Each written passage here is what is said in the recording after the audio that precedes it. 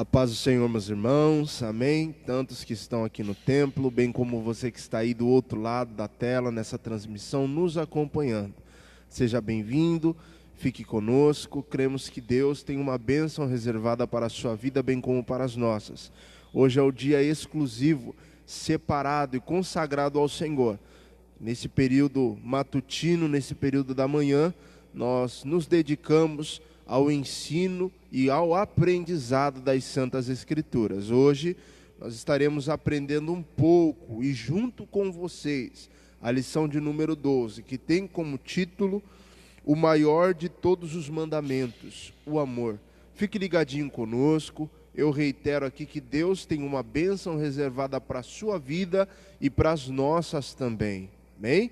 Oremos. Eterno e bendito nosso Deus, na tua santa e bendita presença nós nos encontramos nesta manhã de domingo, para sermos gratos ao Senhor por esta rica oportunidade. Pedimos a ti, ó Deus, que fique conosco no decorrer desta aula, deste ensinamento. Dê-nos inspiração, tenha misericórdia das nossas vidas, que os teus servos sejam tocados e edificados pelo poder que emana do teu evangelho. Fique conosco, ó Deus, é o que nós te pedimos, e certos de sermos atendidos, te louvamos e te agradecemos em nome de Jesus. Bem, vamos ler o texto bíblico básico aqui, que se encontra no Evangelho de Mateus, capítulo de número 22, do versículo 34 ao 40. Se você não tem lição da Escola Bíblica Dominical, não tem problema. Nos acompanha aí, abra sua Bíblia em Mateus, Evangelho de Mateus, capítulo de número 22, versículo de número 34 ao 40. Bem, e depois, primeira epístola de Paulo aos Coríntios, capítulo de número 13, do primeiro versículo ao versículo de número 5, né? Mateus 22, 34 ao 40. Diz assim a santa e bendita palavra do Senhor. E os fariseus, ouvindo que ele fizera emudecer os saduceus, reuniram-se no mesmo lugar. E um deles, doutor da lei, interrogou-o para o experimentar, dizendo: Mestre, qual é o grande mandamento da lei? E Jesus disse-lhe: Amarás o Senhor teu Deus de todo o teu coração, e de toda a tua alma, e de todo o teu pensamento. Este é o primeiro e grande mandamento. E o segundo, semelhante a este, é: amarás o teu próximo como a ti mesmo. Desses dois mandamentos dependem toda a lei e os profetas. Vamos lá? 1 Coríntios, capítulo de número 13, do primeiro versículo ao versículo de número 5. Diz assim: Ainda que eu falasse as línguas dos homens e dos anjos, e não tivesse amor, seria como um metal que soa, ou como um sino que tine. E ainda que tivesse o dom de profecia, e conhecesse todos os mistérios e toda a ciência, e ainda que tivesse toda a fé, de maneira tal que transportasse os montes, e não tivesse amor, nada seria. E ainda que distribuísse toda a minha fortuna para sustento dos pobres, e ainda que entregasse o meu corpo para ser queimado, e não tivesse amor, nada disso me aproveitaria. O amor é sofredor, é benigno, o amor não é invejoso, o amor não trata com leviandade, não se ensoberbece, não se porta com indecência, não busca os seus interesses, não se irrita, não suporta o mal. O texto áureo está na Epístola de Paulo aos Gálatas, capítulo de número 5, versículo de número 14. Gálatas, capítulo de número 5, versículo de número 14, diz: Porque toda a lei se cumpre numa só palavra, nesta: amarás o teu próximo como a ti mesmo. Amém? Vou pedir aqui para um dos nossos professores, Diácono Décio, estar lendo para nós a palavra introdutória nesta manhã. Saúdo a todos com a paz do Senhor. Palavra introdutória, o comentário desta lição de número 12, nesse domingo. Jesus foi indagado por um mestre da lei religiosa, muito provavelmente um escriba ou fariseu, sobre o grande mandamento da lei, registrado em Mateus capítulo 24, verso 35. Está claro que a pergunta capciosa não tinha como objetivo um aprendizado, mas sim lançar Jesus no descrédito. Parece que a intenção era saber qual era o preceito mais importante na opinião do mestre e quais as bases para a sua crença. Alguns mestres da época davam ênfase aos dízimos, aos sacrifícios, ao sétimo dia e às questões cerimoniais e civis. O Filho de Deus, no entanto, foi ao cerne da questão, não deixando oportunidade a nenhuma réplica. Mateus 24, do verso 37 ao 40. Jesus mostrou a eles que o amor é o centro, o mandamento que mantém todos os outros. Da grande controvérsia entre Jesus e os fariseus sobre a maneira correta de se servir a Deus, surgiu um esclarecimento que, de modo cabal, conceitua a verdadeira postura que agrada a Deus. Mateus capítulo 22, verso 37 e o verso 40. Amém. Deus abençoe, Diácono Décio. Quando nós vemos esse homem se aproximando de Jesus e fazendo essa indagação, o comentarista aqui ele é enfático. Ele não tinha uma dúvida. O objetivo daquele homem era experimentar. Era de fato testar e verificar se o mestre estava certo acerca dos seus sermões, acerca da sua pregação. Mas o mestre sabiamente, sabendo no seu interior que o intuito daquele homem era o experimentar, verificar se ele estava certo ou não, dá-lhe uma resposta enfática, porque Jesus, ele sempre teve o amor como centro de sua vida. Jesus, ele sempre teve o amor como centro das suas pregações, dos seus sermões, bem como centro do plano de salvação e do evangelho, como nós veremos adiante. Ou seja, o cerne da pregação de Jesus, o cerne do evangelho e o centro do plano de salvação sempre foram um amor. É por isso que aquele homem se achega perto do mestre e tenta lhe experimentar, não com uma dúvida, mas com um teste, perguntando qual era o maior mandamento de todos, ou qual era a escala de mandamentos. E Jesus sabiamente lhe responde acerca do amor. Amém?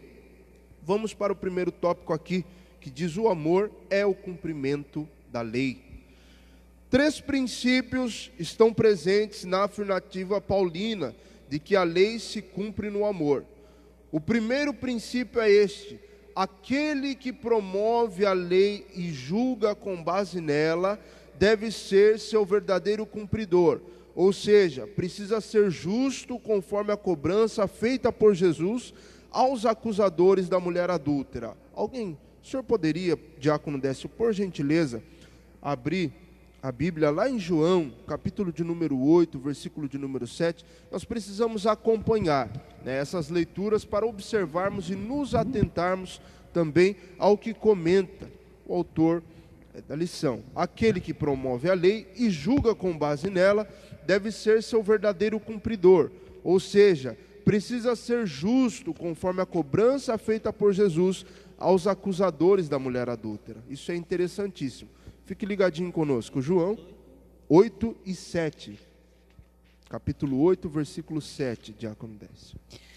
Glória a Jesus. João, irmãos, capítulo 8 e o verso 7.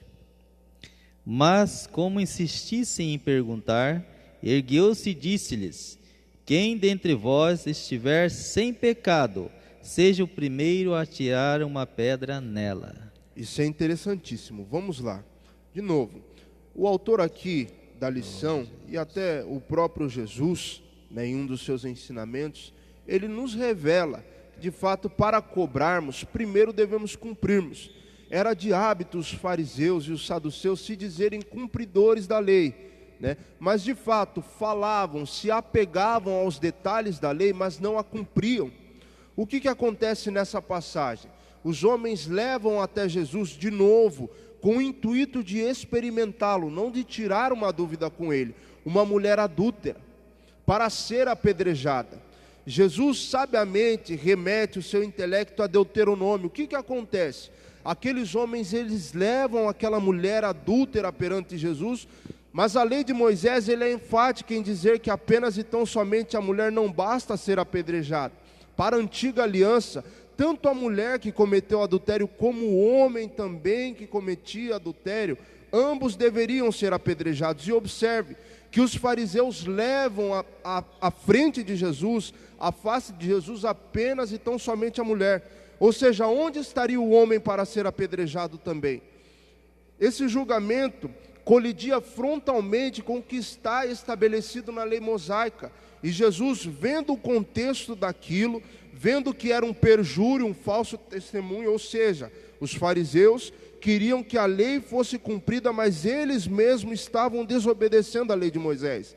Porque no momento em que eles levam uma mulher adúltera para ser apedrejada diante de Jesus, ou para interrogar, para experimentar Jesus, e não levam o homem que estava junto com ela cometendo aquele ato, e não levam nenhuma das testemunhas para testificar de fato que o ato estava ocorrendo, eles estavam intentando um falso testemunho, ou seja, eles se diziam cumpridores da lei, queriam que o juízo recaísse sobre a mulher adúltera, mas eles estavam descumprindo a lei, perjuriando aquela mulher, dando um falso testemunho, ou seja, levantando-se contra a mulher falsamente. E Jesus, verificando aquilo, ele se exclui e diz: quem dentre vós, Jesus não diz quem não tem pecado, Jesus não se inclui porque Jesus de fato não tinha pecado. O que Jesus fala? Quem dentre vós, quem dentre vocês que não tenha pecado, que atire a primeira pedra. E eles estavam pecando, porque eles estavam incorrendo no perjúrio, no falso testemunho. Não apresentaram diante a Jesus o homem que estava cometendo o ato junto com a mulher adúltera, e também não levaram as testemunhas que testificassem daquele ato. Ou seja, Jesus se exclui e fala: olha, quem dentre vós não tem pecado, sabendo que eles estavam incorrendo no pecado do falso testemunho, que é coibido pela Torá, pela lei mosaica. Bem, Diácono Décio, o senhor quer tecer algum comentário? Lembrando, irmãos, que faziam 400 anos que Deus não se manifestava entre os homens. Quando Jesus nasceu, estamos falando de 2000 anos atrás, e conforme a Bíblia registra, em João 3,16, onde está relatado que Deus amou o mundo de tal maneira que deu seu Filho unigênito, para que todo aquele que nele cresce fosse salvo, não perecesse. Existe, irmãos, amor maior do que esse? Um exemplo de Deus relatando à humanidade, ao povo, o que é o amor genuíno, o que é o amor de verdade.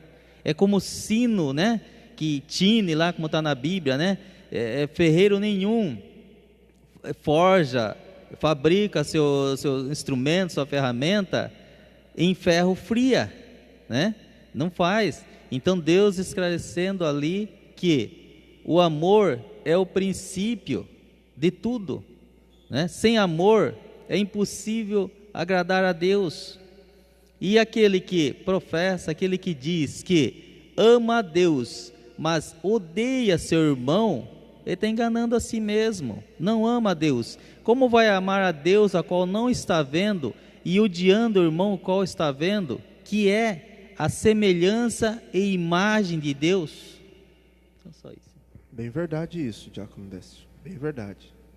Os evangelhos e até as epístolas paulinas são bem enfáticas, elas reiteram por diversas vezes que o centro de tudo é Jesus e o amor, principalmente João 3,16, revela-nos que Deus nos amou todos nós, de tal maneira que deu de fato seu Filho, como forma de propiciação e abnegação pelos nossos pecados. Ainda na esteira do que disse o Diácono Décio, por 400 anos, de fato, o período interbíblico, não houve manifestação alguma acerca de profetas, não houve alguém que Deus enviasse para falar diretamente ao povo.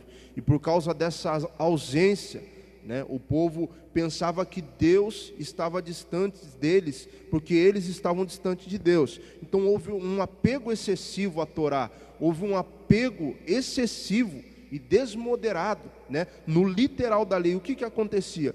Por eles terem uma frieza espiritual e um apego excessivo à lei, eles diziam que cumpriam, mas no que eles diziam que cumpriam a lei, eles também descumpriam a mesma. Então, era um ciclo meio complicado, porque ao tempo em que eles diziam, olha, nós amamos a lei, nós somos cumpridores da lei, eles também desobedeciam.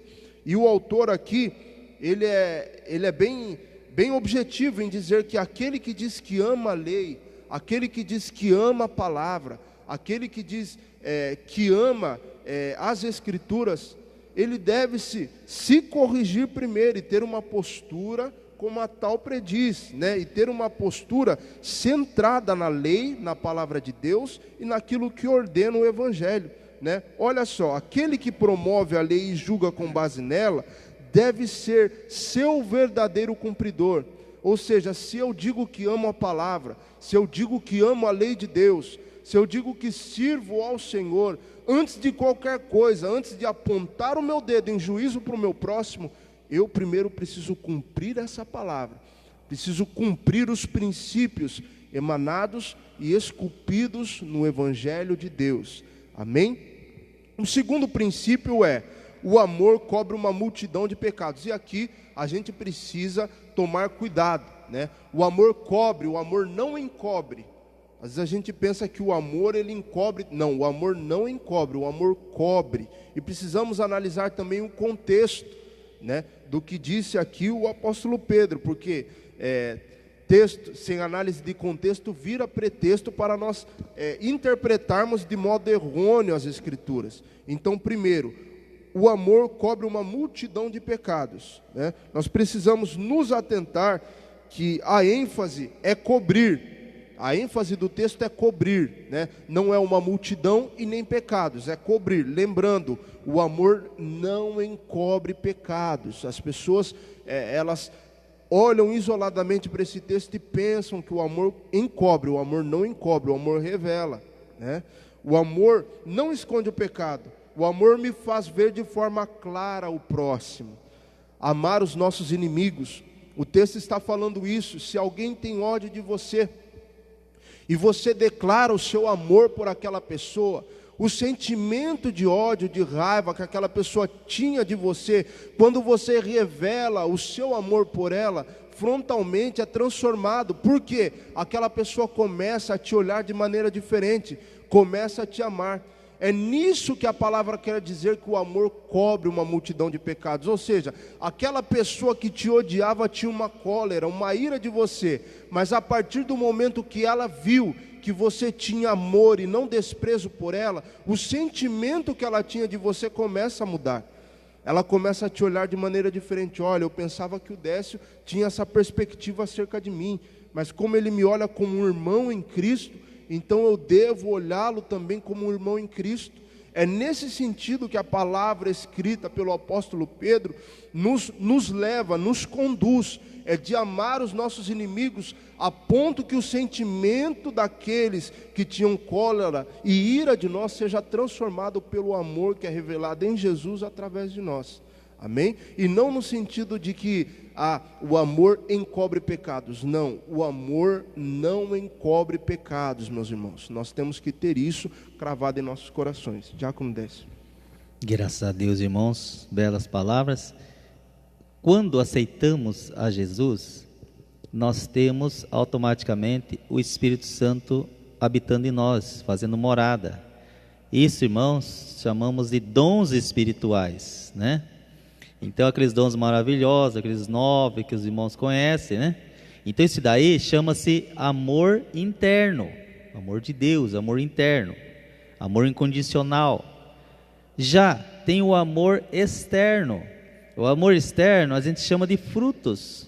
Então, o que nós produzimos, as nossas reações externas, do amor ao próximo, o tratamento, os cuidados com o próximo, se preocupando em bem-estar, trazendo uma palavra, trazendo para Jesus, trazendo a salvação, ao pleno conhecimento da graça. Esse daí, irmãos, são frutos de uns para com os outros. As nossas ações do dia a dia chama-se frutos, é o que nós devemos produzir, porque Jesus diz que quem estiver nele dá muitos frutos.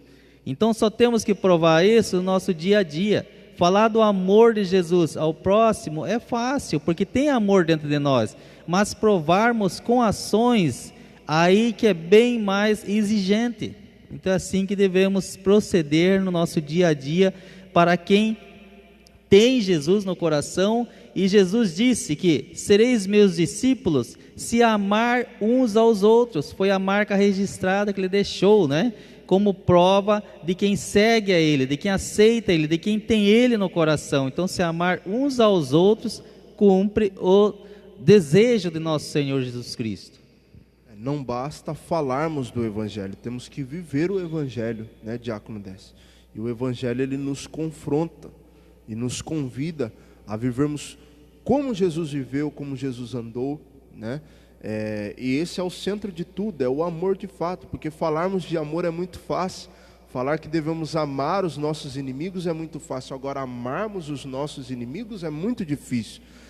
Mas creio que se nós pedirmos graça para Deus, se pedirmos auxílio ao Espírito Santo, de fato, esses frutos brotarão, né, dentro de nós. Porque eu sempre digo aqui, gosto de frisar que antes de Deus trabalhar através de nós, Ele trabalha dentro de nós. Ou seja, antes de falarmos que devemos amar os nossos inimigos, de fato devemos amar os nossos inimigos. E para isso temos que pedir auxílio ao Espírito Santo, né? Que Deus nos ajude nesta manhã, que possamos viver de fato o Evangelho, não apenas e tão somente ensinar, falar que devemos amar, mas de fato amarmos os nossos inimigos, pormos esse amor em prática, sem olhar para o que fizeram para nós, sem olharmos para a maneira em que estamos, por um ato que fizeram. Não, devemos amar, né? Até porque o mandamento é enfático: amarás o teu Deus sobre todas as coisas e o próximo como a ti mesmo. Geralmente o narcisista,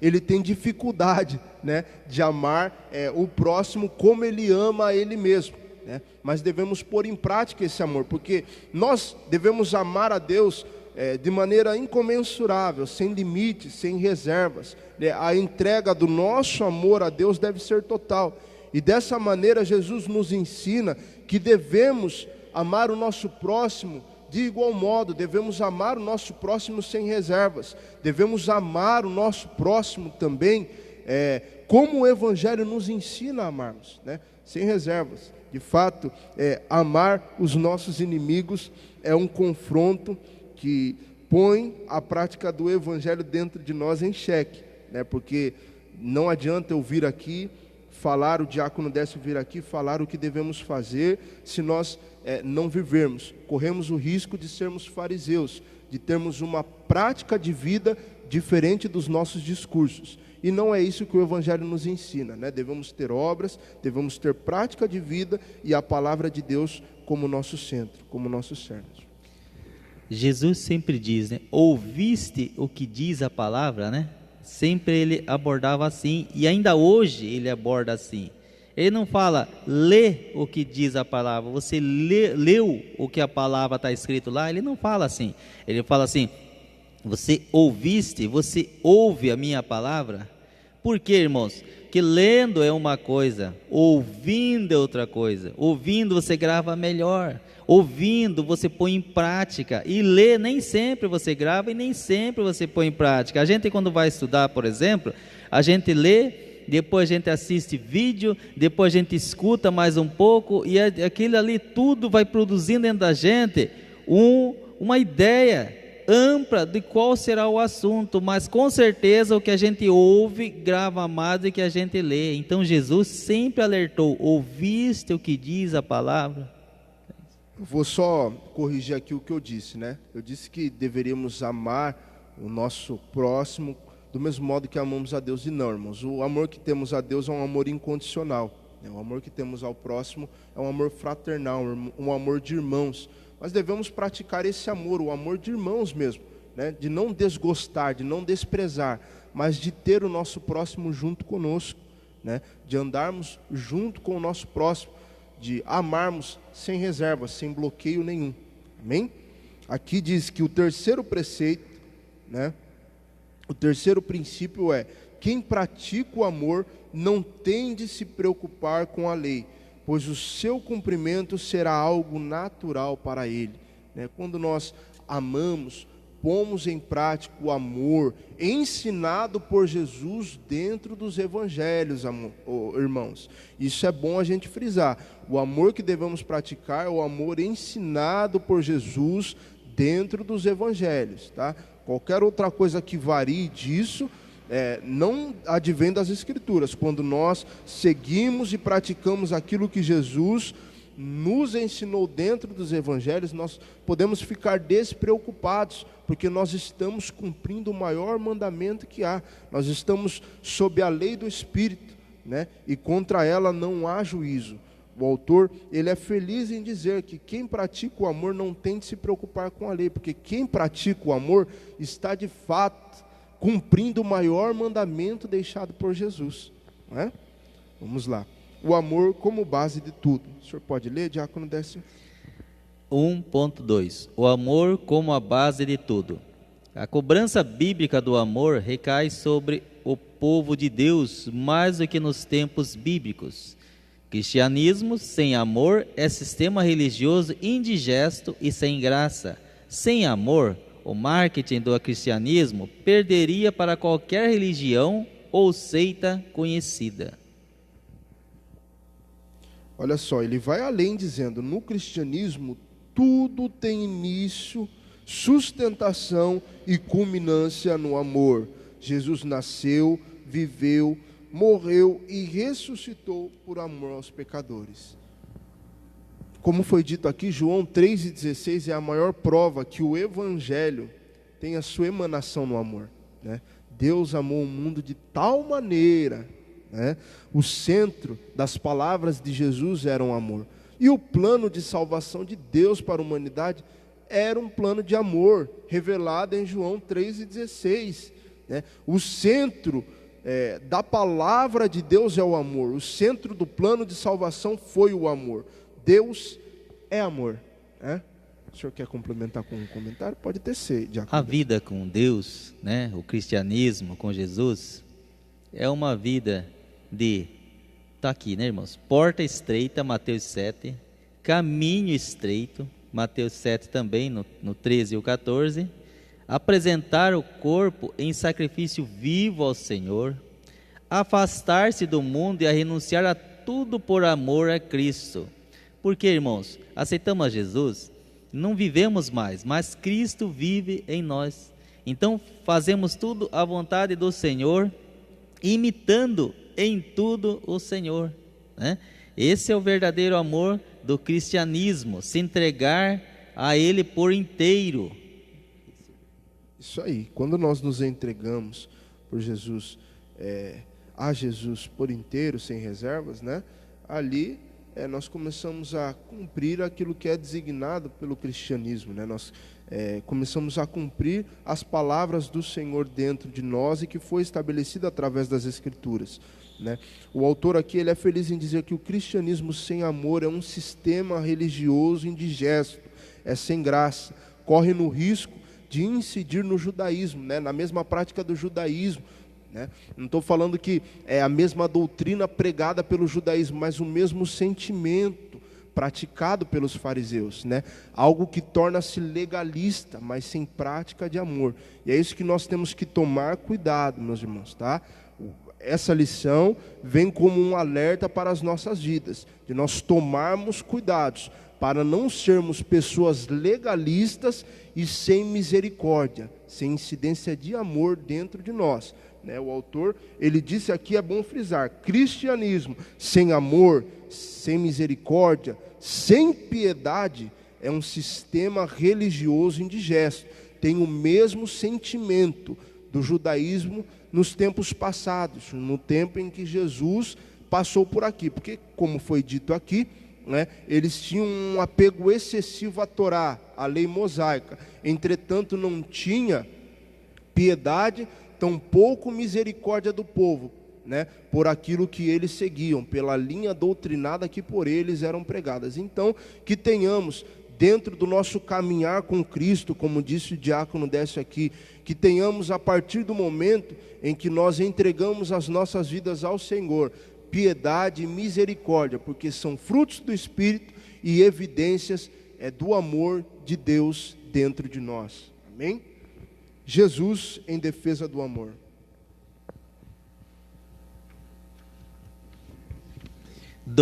Jesus em defesa do amor. O Sermão do Monte resume toda a base da teologia de Jesus, Mateus 5-7.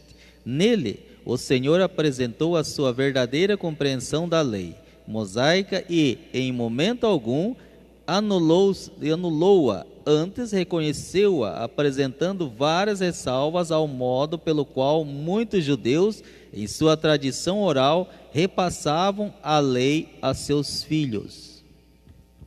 Jesus, o interessante é que ele sempre buscava a aplicação espiritual daquilo que ele ensinava, daquilo que ele pregava. Jesus, ele nunca buscou apenas e tão somente o apego à lei. Ele revelava a lei, aplicava dentro da lei a sua palavra e buscava também, o exemplo, a incidência espiritual daquilo que estava sendo ensinado com aquilo que a lei dizia. E se nós vermos as Escrituras, principalmente o que diz Mateus, Marcos, Lucas, nós vemos a exemplificação dos ensinamentos de Jesus e a aplicação da lei também, Ele revela a lei e aplica a lei dentro dos exemplos dele. Vejamos na incidência aqui do exemplo da própria mulher adúltera.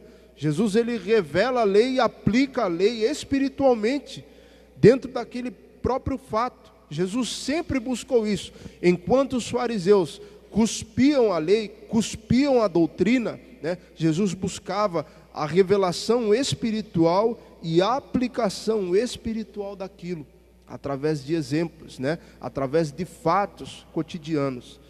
Vamos lá. Os religiosos perguntam sobre o grande mandamento. Diante de tanta segurança pelo conhecimento que tinham da lei, os fariseus sentiam-se à vontade para confrontar o conhecimento de Jesus acerca da lei divina e a sua submissão a ela.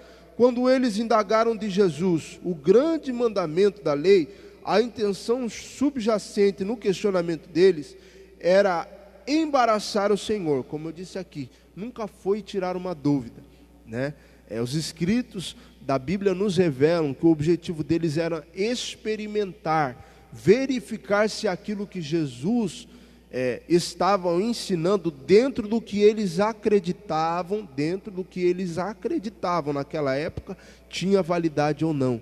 O objetivo sempre foi tentar pegar Jesus nos seus próprios ensinamentos, mas Jesus sempre foi onisciente, sempre foi presciente e sempre ensinou aqueles homens, Qualquer que fosse a resposta de Jesus, esta resultaria na exigência de um motivo fundamentado nas Escrituras. É aquilo, eles buscavam a aplicação pessoal, a aplicação da lei junto com os ensinos de Jesus. E Jesus sempre buscou, irmãos,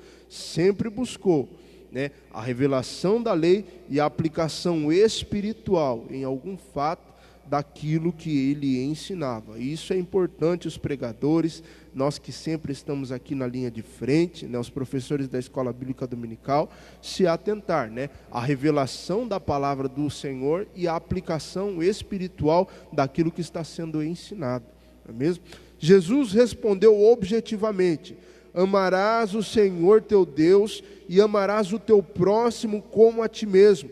A conexão entre o amor a Deus e o amor ao próximo é lógica e automática. Um é resultado consequente do outro. Os 10 mandamentos, irmãos, tratam metade em relação a Deus e metade em relação ao homem, ao próximo.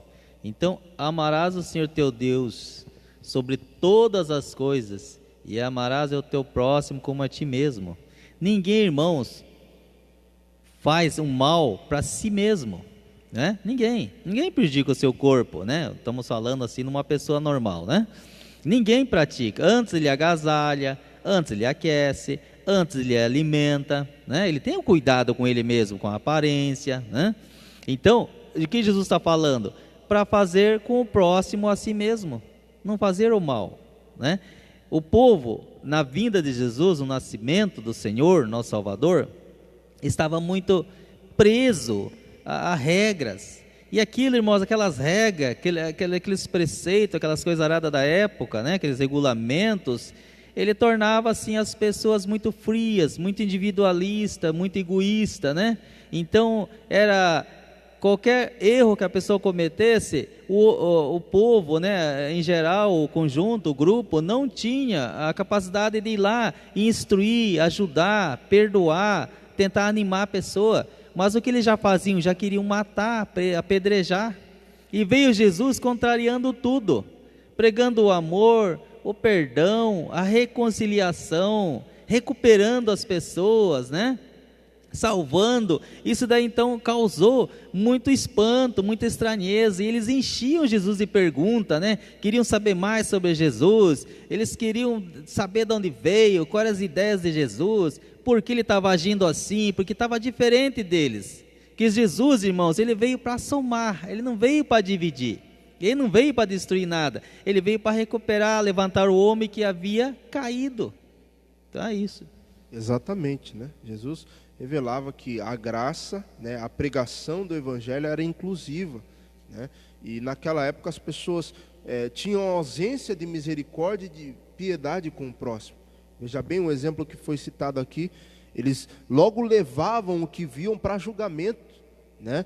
Logo levavam algo que eles reputavam como errado, porque eles queriam e tinham sede de justiça naquela época, né? E Jesus veio pregando algo que não era inovador, porque no Antigo Testamento isso já foi pregado, mas que eles se esqueceram de ter piedade, de ter misericórdia, né? Era algo inovador para aquela época, mas era algo que já havia sido predito através dos profetas, através dos livros escritos na Antiga Aliança, a misericórdia e o amor que Deus tem pelo homem, a misericórdia, o amor e a piedade que devemos demonstrar uns para com os outros, né? Jesus veio revelando que a graça, o amor de Deus, né, não afasta, ajunta, né? A graça, o amor de Deus não separa, ao contrário, como disse o diácono Décio aqui, né? O amor de Deus, ele inclui, ele traz para perto e não afasta para longe.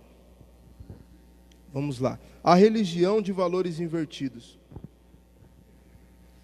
2.2 A religião de valores invertidos. Embora fossem conhecedores da Escritura, os fariseus focavam coisas de pouca relevância, em vez de concentrarem-se no que realmente tinha valor para Deus. Davam muita importância à aparência, Mateus 22:16. Jesus, todavia, possuía outra compreensão do que era exterior e ensinava: não julgueis segundo a aparência, mas julgais segundo a reta justiça. João 7:24. Com toda a compreensão que adquiriam da Escritura, em sua vaidade religiosa, os fariseus se prendiam ao que era aparente, enquanto prescindiam do amor por haverem deturpado o verdadeiro sentido de uma vida com Deus. É interessante isso. Os fariseus daquela época, eles se vangloriavam do conhecimento que tinham da Torá, né? Eles se reuniam não somente para indagar a Jesus ou para questionar, mas para querer mostrar para a multidão, para os homens, o seu conhecimento, né? E por terem um conhecimento da doutrina, da lei mosaica, né, eles se apegavam muito em detalhes, e esqueciam o que era trivial. Jesus revelava o que era trivial, né? E um dos exemplos foi até dito e mencionado, né, que engoliam um mosquito e deixavam passar um camelo. Por quê? Se apegavam em detalhes pequenos, em coisas pequenas, e deixavam o trivial, o principal de lado. Jesus, ao contrário deles, sempre veio para cumprir todas as coisas, mas revelava o que era principal, e isso os incomodava, né? Porque através de seu conhecimento, eles de fato se apegavam em coisas pequenas e diziam: olha, mas olha isso. E Jesus revelava para eles: olha, isso é tão pequeno perto do que é principal, e isso incomodavam eles, né? Porque a doutrina seguida por eles não tinha piedade, não tinha misericórdia, e era apega aos detalhes, né? A coisas pequenas, a coisas ínfimas, e não a coisas triviais, como revelada por Jesus nos evangelhos sinóticos, nos evangelhos que nós estamos abarcando, lendo e ensinando também, né? Aqui o autor mesmo diz: os fariseus preocupavam-se com discussões e comentários acerca da lei. O orgulho deles era se reunir e expor para as pessoas o seu conhecimento, né? O orgulho de todo fariseu era esse, mostrar os seus anos de ensino, mostrava que aplicava a lei de forma ferrenha, mostrava que sabia da lei, né? Sabia que tinha uma informação e uma formação também, e não aplicar com misericórdia, com compaixão, né? Não fazer aquilo que Jesus estava fazendo. É por isso que Jesus fala: olha, vocês estão engolindo mosquito, estão se apegando a coisas pequenas e deixando o principal de lado. Vocês se reúnem para mostrar aquilo que é símbolo de orgulho para vocês, né? E aquilo que é centro da palavra de Deus, aquilo que já foi ensinado e que está sendo revelado e aplicado, vocês estão deixando de lado. Toda religião, né? Todo cristianismo que não tem, ou todo ensinamento que não tenha compaixão, piedade e amor, ele deve ser reputado, porque ele é frio, né? Ele tem os seus valores invertidos, porque Jesus, como disse aqui, né? Jesus veio para nos revelar uma lei aplicada aos seus ensinamentos. Jesus veio para nos revelar os evangelhos, e Deus veio para nos revelar, ou nos mostrou nos evangelhos Jesus, né? Nos mostrou nos evangelhos o seu amor, através de João 3,16. Vamos lá? Diácono Décio, o senhor quer ter algum comentário? Mais à frente aqui, irmãos, a lição está: eles tinham o costume de enumerar os preceitos da lei, contavam os 248 mandamentos positivos e os 365 mandamentos negativos.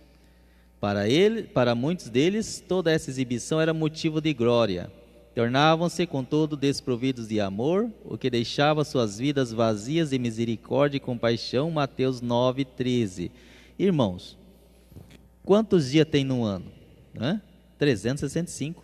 Agora os irmãos imaginem 365 mandamentos negativos, ou seja, um para cada dia do ano. Já imaginaram? Acordar de manhã, em vez de agradecer a Deus por aquela noite maravilhosa, por aquele sono bom que Deus deu, por aquele repouso, por aquela oportunidade de mais um dia viver na presença do Senhor, já acordar com ideia negativa? A vida com Cristo, irmãos, é agradecer, agradecer, agradecer, ideia positiva. Ideia negativa não, né? Então eles já tinham isso decorado, um para cada dia do ano. Ideia negativa, já começavam assim. Então isso que Jesus sempre alertou, né? Que não é bem assim, não é entrando pelo caminho errado, tem que entrar pelo caminho certo, né? O caminho que conduz à vida. Eles não tinham sede de justiça, né? Eles tinham sede de vingança. Eles levavam as pessoas que tinham incorrido contra os mandamentos, que eram ditos por eles durante 365 dias, ou durante os 365 mandamentos mesmo, porque eles tinham sede de vingança. Eles queriam que aquelas pessoas sofressem e pagassem pelo que elas... Perdão, só reiterando aqui, porque talvez quem está em casa não pegou o comentário que eu estava tecendo aqui, né? Eles não tinham sede de justiça, eles tinham sede de vingança. Eles levavam as pessoas e acusavam diante de Jesus as pessoas, não porque eles achavam justo a incidência da lei, mas porque queriam que as pessoas sofressem com a aplicação da lei. Eles vissem Jesus reprovando a atitude daquelas pessoas, né, Diácono Décio? Eles acordavam já dispostos a ter a sede, a fome de injustiça, né? Ter e ver a fome de vingança mesmo. Olha, no caso daquela mulher adúltera, ela cometeu um ato ilícito, que ela pague pelo que ela fez, né? Era um juízo sem misericórdia alguma, era uma ideia reprovável e negativa. Já acordavam, já maquinando o que iam fazer, tentando experimentar Jesus. Já acordavam, acho que com um pensamento, né? Estou conjecturando, tá bom, irmãos? Olha, hoje a gente vai pegar aquele homem. Hoje a gente vai dar um jeito de ver se o ensinamento dele se aplica com aquilo que a lei diz, se é contundente, né? Já acordavam maquinando mal, quando na verdade Jesus nos ensina, né? Nos ensina a termos amor, a termos compaixão pelo próximo, ou pelas ações cometidas pelo próximo, né? E como o Diácono Décio disse aqui, a vida com Jesus ela é diferente. né? Aquele que está em Jesus não maquina o mal. Aquele que está com Cristo, ele não intenta o mal ao seu próximo, né? Ele não subjuga, ele não tem essa sede de vingança, né? Essa sede de injustiça. Não, aquele que anda com Jesus, né? Ele anda de vitória em vitória. Parece jargão de pregador, mas é verdade. Ele anda de vitória em vitória. Ele sente o amor de Deus brotando dentro de si, tem a necessidade de amar o próximo, né? De estar em contato com o próximo, de ter compaixão e piedade do próximo também. O senhor quer tecer algum comentário? Fique à vontade, Diácono Décio. Vamos continuar, deu 3, né? Vamos lá. O 3. Amor, a maior prova externa da salvação. Quem é salvo sabe que é salvo. Há um testemunho do Espírito Santo no interior do cristão que lhe dá essa certeza. Romanos 8, 15 e 16. Esse se trata do testemunho interno, mas existe um testemunho que é externo, visível, que manifesta quando alguém é salvo, o amor. Esse é o plano de salvação, né, que nós dizemos aqui no início, né, que nós falamos aqui no início. O plano de salvação, ele se manifesta no amor, né? O plano de salvação, em João 3,16, é revelado, que Deus amou o mundo de tal maneira, né, que deu o seu Filho, né? E quando a pessoa se levanta, né, no seio da igreja, quando é feito o apelo e a pessoa se levanta e entrega a sua vida para Cristo, nós vemos uma extensão da graça, do amor de Deus, e o plano de salvação também sendo revelado ali, né, Diácono Décio? Nós vemos a pessoa sendo impulsionada pelo amor e constrangida pelo amor de Deus a vir até a frente, aceitando Jesus e entregando a sua vida aos pés do Senhor, né? Aí é revelado o plano de salvação, né? O plano de salvação foi revelado na cruz, através do martírio de Cristo, e também é manifesto quando alguém no seio da igreja, através do apelo, se levanta e decide entregar a sua vida ao Senhor. A palavra de Deus, irmãos, ela é clara, né? Ela converte a pessoa, o cidadão, o ser humano, né? A cor, as obras, sinais, prodígio, maravilha, convence a pessoa. E os dois andam juntos, né? Para que o ser humano seja completo, para que o ser humano confie plenamente no Senhor, para que acredite na obra, acredite na sua salvação e sinta a presença do Espírito Santo habitando em seu corpo. Então é isso, irmãos. Muito bom. O apóstolo do amor se pronuncia. A consciência da condição de salvo é descrita pelo apóstolo João em 1 João, capítulo de número 3, versículo de número 14. E Jesus disse que seus discípulos seriam conhecidos por amor mútuo. Nisto todos conhecerão que sois meus discípulos, se amardes uns aos outros. Meu Deus, que palavra, cara. Vou reiterar aqui. Nisto todos conhecerão que sois meus discípulos, se vos amardes uns aos outros. O Evangelho, de fato, o Evangelho e a palavra do Senhor conflita todas as minhas convicções, tudo aquilo que eu carrego no meu âmago, né, no meu interior, dentro de mim. Nisto conhecerão que sois meus discípulos, se vos amardes uns aos outros. E é absolutamente certo dizer que João não está poetizando a partir da palavra amor. Ele também não usa esse termo como força de expressão, apenas para dar peso às suas palavras. João andou com Jesus e entendeu muito bem as palavras dele. E que o apóstolo comunica aqui é para ser levado a sério, pois é mandamento do próprio Senhor Jesus. Devemos amar uns aos outros, né? Isso, né, irmãos? Na palavra de Deus, na obra do Senhor, não existe, então, um melhor que outro, um mais bonito do que outro, né? Não existe rasteira, não existe correria, concorrência, mas Deus, irmãos, trata sem acepção, trata seus filhos por igual, né? Trata seus filhos com o mesmo tratamento, como diz a palavra do Senhor, né? Um ao outro ajudou, e ao seu companheiro esforça-te, né? Tudo em amor, tudo em comunhão, tudo em igualdade. Isso é muito lindo, irmãos. E a própria palavra vai dizer que qualquer que não pratica a justiça e não ama a seu irmão, não é de Deus. né? Nós vemos que quando nós cumprimos esse mandamento, quando nós amamos uns aos outros, nisto é revelado que somos filhos do Senhor, que somos filhos de Deus, né? Quando nós amamos e exercemos, pomos em prática esse amor fraterno que nós temos uns pelos outros, né?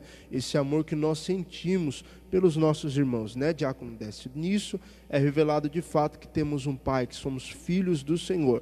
De nada adianta eu dizer que sou um homem bom, que sou um homem justo, que sou um homem que sigo o Evangelho, que sigo a palavra do Senhor, se eu não amo o próximo, né? Se eu não amar o próximo, que é a quem eu vejo, como eu vou amar ao Senhor a quem eu não vejo, né? Então, não há possibilidade, né, de eu dizer que amo ao Senhor e não amar o meu próximo, né? Se eu digo isso, eu estou claramente dizendo que não sou filho do Senhor, né?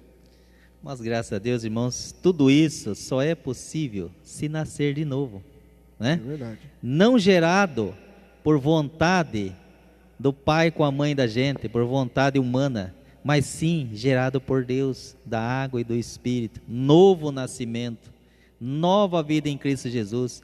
O velho homem já despojaste, já esqueceu, já morreu, já está enterrado. No batismo é por imersão, não fica nem a mão de fora.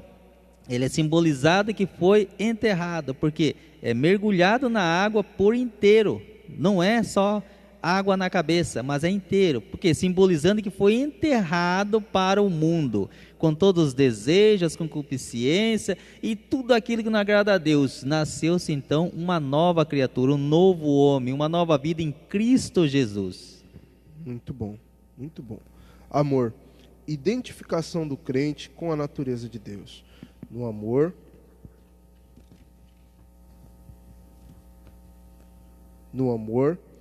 identificamo-nos com a própria natureza de Deus. Amados, amemo-nos uns aos outros, porque o Senhor é de Deus, porque o amor é de Deus, perdão.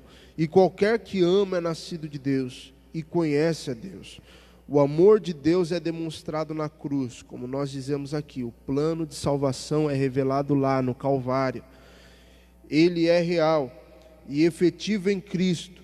Deus nos amou até o fim, com um amor extremo, absoluto, sacrificial e até as últimas consequências. João 3,16. Aí é reiterado de novo que Deus amou o mundo, irmãos.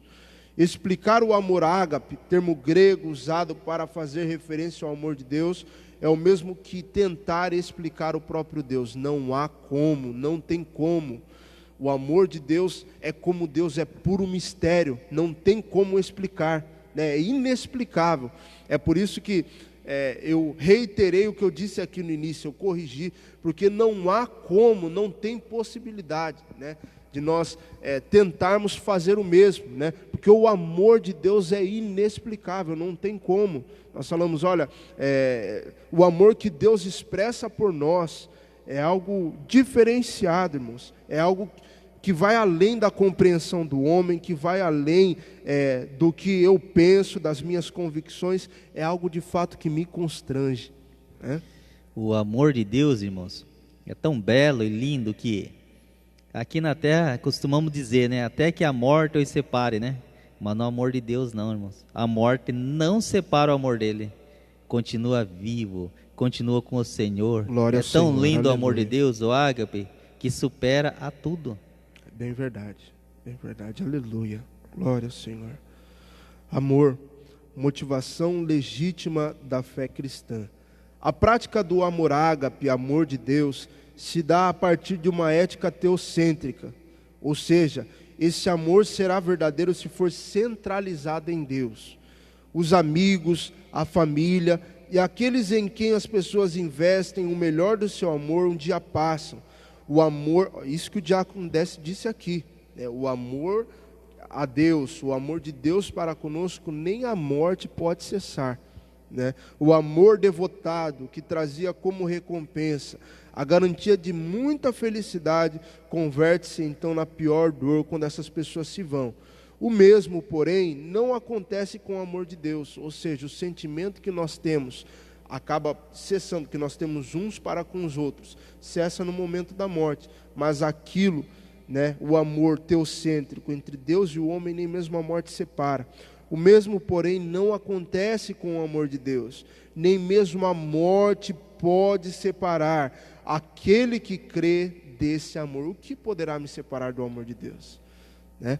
Paulo, ele faz essa indagação em uma das suas epístolas, e ele chega na conclusão que absolutamente nada pode nos separar, meus irmãos, do amor de Deus que há em Cristo Jesus, nosso Senhor. E isso é motivo de júbilo, é motivo de alegria, né? É motivo de ações de graça, essa convicção e essa certeza que nós podemos carregar dentro de nós na manhã desse domingo, que nada, nem mesmo a morte pode nos separar do amor do nosso Senhor. 3 virtudes cardeais do cristão: a fé, a esperança e o amor. Somente o amor sobrevirá com ele pela eternidade, né? Registrado lá em Coríntios 13:13. Muito bom, muito bom. Chegamos ao término já desse ensino, né? Vamos para a conclusão. E eu vou pedir para que o diácono Décio faça essa conclusão. Eu vou estar lendo aqui e o diácono Décio vai estar concluindo. Diz assim: para representar a altura e em sua plenitude a lei de Deus, o amor não poderá jamais ser confundido com um sentimento simples, que começa hoje e termina amanhã. Por isso, Paulo diz que dons podem desaparecer, mas o amor nunca falha. O amor ágape nos capacita a fazer uma leitura da vida com beleza e esperança. Ele anula as picuinhas, ignora as mesquinharias e descortina coisas que estão diante de nós. Ágape é o amor que nos levará mais ao sacrifício do que ao bem-estar, mais ao doar do que ao receber. O amor não promete vantagens, mas o poder de um espírito rico e de um caráter marcado pelas insígnias do bem. Graças a Deus, irmãos, mais ao final dessa lição número 12, o qual tratou do assunto amor. Amor, irmãos, então, supera tudo. O amor em suas diferenças, né? Tratamentos e sentimentos, como é o ágape, que é o verdadeiro amor de Deus, que nunca se acaba e mesmo depois da morte ele ainda continua. Temos também o amor que sentimos, né, para quem é casado, pela esposa, que nós chamamos de amor conjugal, né? Fora da Bíblia, não está na Bíblia, mas é o amor eros, né, que trata de casais, né? Mas chamamos de amor conjugal. E tem o amor que é ao próximo, né, um para com os outros, no qual chamamos de amor fraternal. Então, há aí diversas esferas do amor, mas o princípio, o principal de tudo, o forte do cerne da questão, é o amor de Deus que habita em nós. Porque quem é salvo, quem nasceu de novo, tem o amor verdadeiro, o amor genuíno, o amor puro, que é de Deus dentro dele. E sim, ele produz através desse amor outro amor, que é para com o próximo, para com sua família, para com seu vizinho, para com a população em geral, para com o mundo todo, anunciando esse evangelho da graça, que é o nosso Senhor e Salvador Jesus Cristo, que nasceu para salvar o homem e que veio em forma de amor, simbolizando a união, a esperança dos povos e a recuperação do homem, que é essa a grande preocupação de Deus, que ninguém se perca, mas que todos cheguem ao pleno conhecimento da graça e sejam salvos na pessoa de seu Filho amado Jesus Cristo. Amém.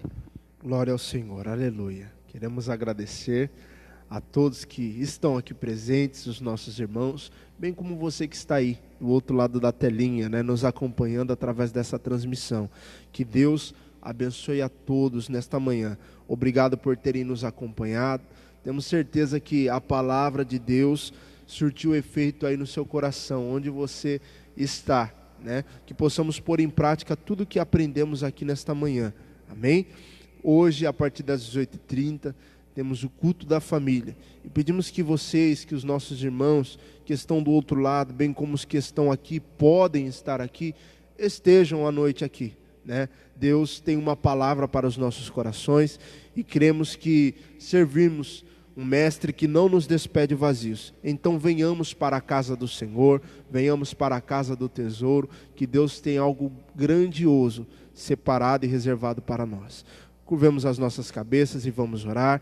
Eterno e bendito nosso Deus, na tua santa e bendita presença nós nos encontramos. Somos gratos ao Senhor por este momento de comunhão, de aprendizado da tua palavra, de revelação do teu evangelho e das tuas escrituras. Pedimos ao Senhor que ensine-nos a guardarmos tudo que foi ensinado aqui nos nossos corações, para não pecarmos contra o Senhor. Fique conosco na continuidade desse dia. Guarde, Senhor, os meus irmãos que aqui estão, os meus irmãos que estão nos acompanhando nesta transmissão. É o que nós te pedimos, ó Deus, e certos, convictos de sermos atendidos, te louvamos e te agradecemos em nome de Jesus. Estendam as nossas mãos, que o grande amor de Deus, a graça de nosso Senhor e Salvador Jesus Cristo, a comunhão e a orientação do nosso doce amigo Espírito Santo, estejam com todos e todos digam amém. Deus abençoe em nome de Jesus.